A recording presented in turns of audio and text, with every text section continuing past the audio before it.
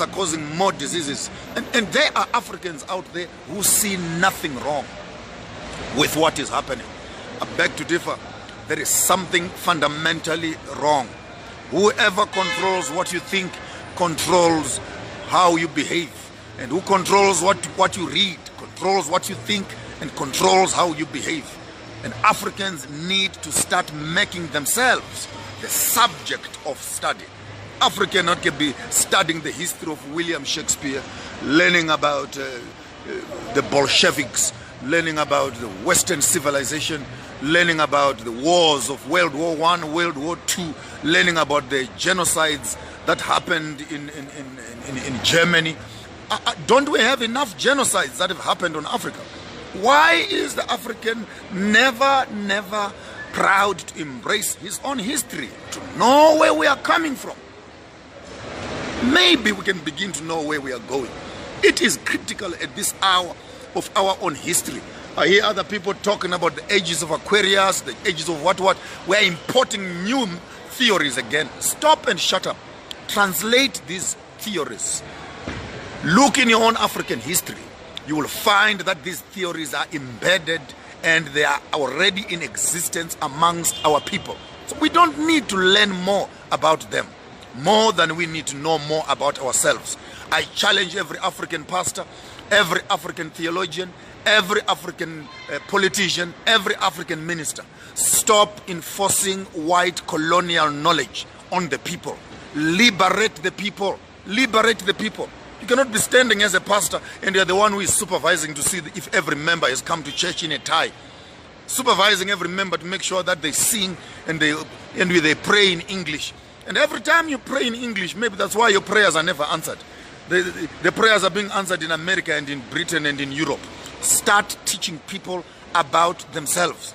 Start teaching people about the Yeshua who grew up in Egypt, who danced with us, who ate with us, who lived with us. Start teaching people about the history of the Cushites, the history of the Nubians, the history of the Egyptians, the histories of Nelubale, the histories of Nigeria, the tribes of Africa, the languages of Africa, the mutis of Africa, spirituality of Africans, governance of Africans. Start educating the African person about himself. Can't waste our time in schools memorizing William Shakespeare.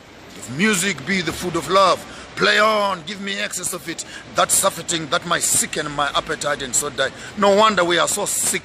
We are sickened by this kind of education. Romeos and Juliets and all those stories that are a plagiaristic activity stolen from the fellow black people. I would say to all of us, it is critical and it is important that in the midst of our knowledge, our information becomes selfish. Let us teach Africans about Africa. Let us teach the African child about himself so that he too can be proud of himself. The first lesson I would offer anybody who wants to start this thing: who are you? Stute, I am so and so. Who is your father? My father is so and so. Who is your mother? My mother is so and so. Who gave birth to your mother? Who gave birth to your father? Who gave birth to your... Who are your cousins? Who are your uncles? What are your roots? What are you known for? Dig deep into your history to know yourself. There is nothing evil about that. Spending lots of time memorizing Bible verses when you don't even know yourself. You don't even know your own mother. Who is the mother of your mother? And you think that knowing Isaac, Jacob and Abraham will save you from this foolishness of this generation. We need the African child to start reprogramming our minds. Move away from this paganism that you call Christianity and find the truth about African spirituality. Who carried the cross for Yeshua HaMashiach if it was not Simon of Cyrene, Simon of Sudan? So who are these Sudanese who carried the cross, if I can ask you? Who is Joseph of Arimathea, if I can ask you? Who is Abraham's second wife, if I can ask you, Keturah? Who is Haggai herself? Are these not Africans? Are these not Africans? Are these not the Cushites? Who was the right-hand man of David, if you are to read? If he is not mentioned in, who is Zephaniah, the Cush prophet? The same Bible which you pride yourself over.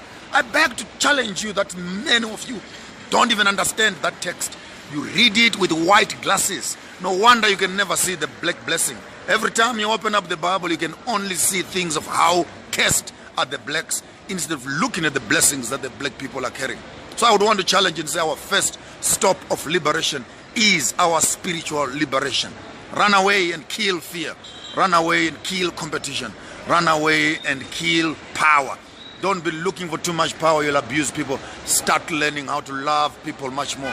Otherwise, colonialism will make us fellow colonialists ourselves. And we begin to use the same tools that were used on us by oppressors to oppress each other. That's your afternoon host here on the Afternoon Drive with Maponga J, where we're sharing African knowledge, African wisdom, African science, African religion, and African spirituality.